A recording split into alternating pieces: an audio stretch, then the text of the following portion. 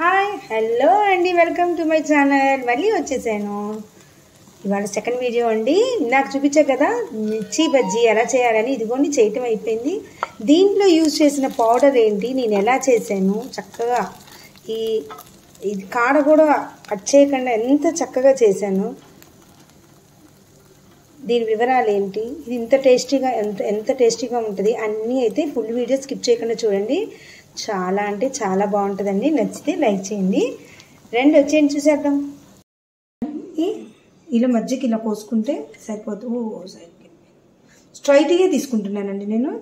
ఎక్కువ కారం ఉండవు. ఒకవేళ గింజ కొంచెం చూసారా ఉండి లేనట్టు ఉంది, గింజ ఎక్కువ ఉందనుకోండి గింజను తీసేయచ్చు. ఎక్కువ లేదు కాబట్టి ఈ విధంగా కోసే.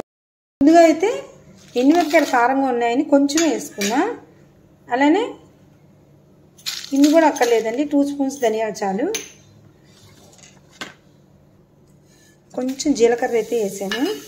సో వేసిన గుళ్ళు పొద్దున్న చట్నీలో కానీ కొంచెం నూరే అనమాట, అవి ఉన్నాయి, అవి వేసేస్తున్నాను. అందుకని ఎక్కువ వేగట్లేదు, అక్కర్లేదు, ఆల్రెడీ ఏగినాయి అనమాట.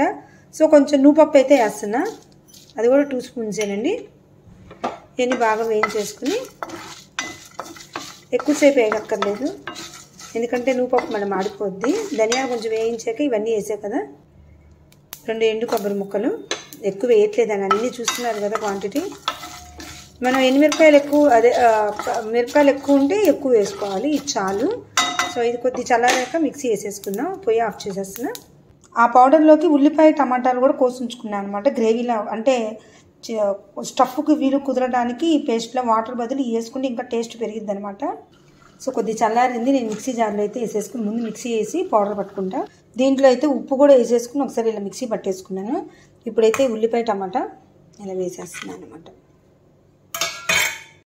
ఈ స్టఫ్ని ఇలా ఇలా ఇలా చక్కగా నీట్గా పెట్టేసేయండి దీంట్లోకి. అసలు అయితే ఇంత జారు కూడా అవ్వదు, ఇంకా గట్టిగా అయింది బై మిస్.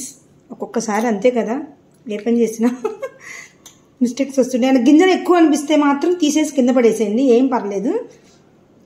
ఈ స్టఫ్ మొత్తం పెట్టుకున్నాక ఇంకా మిగిలిద్ది, దాన్ని ఏం చేయాలో కూడా చూపిస్తాను. మీరు మాత్రం చక్కగా వీడియో స్కిప్ చేయకుండా ఫుల్ అయితే చూడండి. ఇలా నీట్గా ఇలా అన్నిట్లోనే ఇలా పెట్టేసుకుందాము. నేనైతే ఇప్పుడు పొయ్యి ముట్టించేసుకుని ఆయిల్ అయితే వేసేసుకుంటున్నాను ఈ స్టఫ్డ్ బజ్జీ మిర్చి కోసం. సో దీనికి కూడా ఆయిల్ అయితే అంత ఎక్కువైతే వేయలేదండి, చూసారు కదా, ఈ మాత్రం చాలు. సో నూనె అయితే కొంచెం కాగింది కదండి. ఇప్పుడైతే ఒక్కొక్క మిరపకాయ ఇలా పెట్టేసుకుందాము. చక్కగా స్టఫ్ చేసాం కదా, చూసారు కదా, ఇలా స్టఫ్ చేసాం కదా. సో ఒక్కొక్కటి అయితే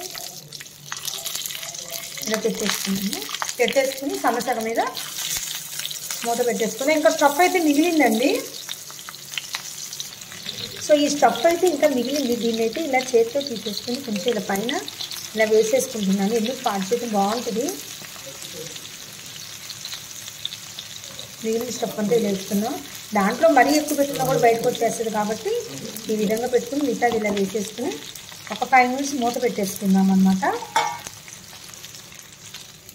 ఇలా అయితే మూత పెట్టేసుకుని 5 మినిట్స్ అయితే తిప్పుదాము. సో ఒక్కసారి అయితే తీసి కలపెట్టుకుందాం,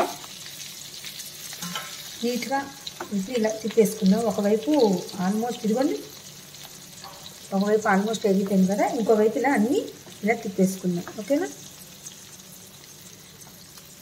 తిరగవు ముందుగా తిరగవే తల్లి అంటే తిరగను అంటుందంట.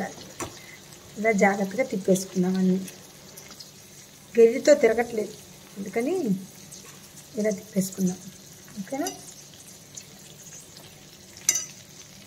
బాగా 2 వైపులా ఇదైతే గ్రేవీ కూడా నూనెలో కొంచెం వేసిన, కొంచెం ఆయన చూసారు కదా ఎంత వేసాను, దాంట్లోనే ఈ గ్రేవీ కూడా ఇదైతే. సో మూత పెట్టడం వల్ల తొందరగా మగ్గింది. సో ఇట్లా అన్నీ తిప్పుకున్నాం కదా. ఇప్పుడు మళ్ళీ ఇంకోసారి మూత పెట్టేసుకుంటాం. ఒకవేళ మీకు ఏమన్నా అడుగంటి మాడివాసన అనిపిస్తే ప్లేట్ మీద వాటర్ పోసుకోండి. అప్పుడు ఏంటంటే వాటర్ కిందకి దిగి కొంచెం ఇదేద్ది అనమాట. ఇటుపక్క కూడా ఏగిపోయిందండి, బట్ ఏగిపోయింది కదా అని పొయ్యి కట్టేద్దు, ఇంకా బాగా వేగాలి, మగ్గిపోవాలి కదా. సో అటు ఇటు వేగింది, సైడ్స్ ఉంటాయి కదండి. సో ఇప్పుడు ఇలా తిప్పేసుకోవచ్చు. స్టఫ్ ఆల్మోస్ట్ లోపల ఉడికింది కదా స్టఫ్తో కలిపి. సో ఇప్పుడు తిప్పేసుకోవచ్చు అనమాట. చూసారా, కొన్ని అసలు మొండికి వస్తాయి, చిన్న ఇంచి తిరగట్లా, చిన్నపిల్లలు కనుక రానని మారం చేసినట్టు చేస్తున్నాయి. టేస్ట్ అయితే చాలా బాగుంటుందండి, ట్రై చేయండి. ఎప్పుడు పొడి వేసుకుని చేయటం కంటే కూడా ఒక్కొక్కసారి ఇలా గ్రేవీ స్టైల్లో కూడా చేసుకోవచ్చు. ఎటువంటి మసాలాలు కూడా నేను వేయలేదు. మసాలా వేసే గ్రేవీ పౌడర్ వేరు, ఇది వేరండి. సో ఆరాంగా ఇది చేసుకోవచ్చు, అందరూ తినచ్చు, టేస్ట్ ఉంటుంది. బజ్జీలే కాదు, ఇలా కూడా చేసుకోవచ్చు మనం. సో అది మగ్గేలోపు ఇంకో పొయ్యి మీద అయితే నేను కుక్కర్ పెట్టేసుకుంటున్నాను. బ్రౌన్ రైస్ కూడా వాడతాం కాబట్టి కొంచెం బాగా నాననిస్తానమాట. అచ్చంగా బ్రౌన్ రైస్ తినరు కదా, సో నేను కొంచెం సగం అది సగం ఇది వేసి స్లోగా అలవాటు చేసుకుందాం అనుకుని ఇలా చేస్తున్నాను. సో ఇంకొకసారి అయితే తిప్పి చూద్దామండి. మళ్ళీ ఇక్కడ మాడట్లేదండి, ముందు అది చక్కగా ఒక్కొక్కసారి అడుగంటే వస్తుంది. మనం యూజ్ చేసే మూగుని బట్టి కూడా ఉంటుంది. ఇది నాన్ స్టిక్ వల్ల ఏమో మరి. కొంతమంది వాటర్ పోసుకుంటారండి. వాటర్ పోసుకుంటే ఏమైందంటే టేస్ట్ తగ్గిపోద్ది ఆటోమేటిక్గా. వాటర్ అసలు పొయ్యకండి, కావాలంటే ఆవిరి నీళ్ళు పెట్టుకోండి. ఆవిరి నీళ్ళు పెట్టుకున్నా ఏం కాదు, కానీ వాటర్ మాత్రం అసలు పొయ్యొద్దు. మంచి స్మెల్ అయితే వస్తుందండి. ఇంకా అయిపోయినట్టుంది, ఇదే లాస్ట్. ఓ వెరీ నైస్, అయిపోయిందండి. అడుగును కూడా ఇది రోస్ట్ అయింది చూసారా కొంచెం. ఇదిగోండి, బాగుంటుందండి ఇలా రోస్ట్ అయితే. ఏం టెన్షన్ పడక్కర్లేదు, మాడిపోతే టెన్షన్ పడాలి. జస్ట్ రోస్టే కాబట్టి అయిపోయింది. ఇది ఎగిపోయింది, ఇది ఎగిపోయింది అనమాట. ఇంతేనండి,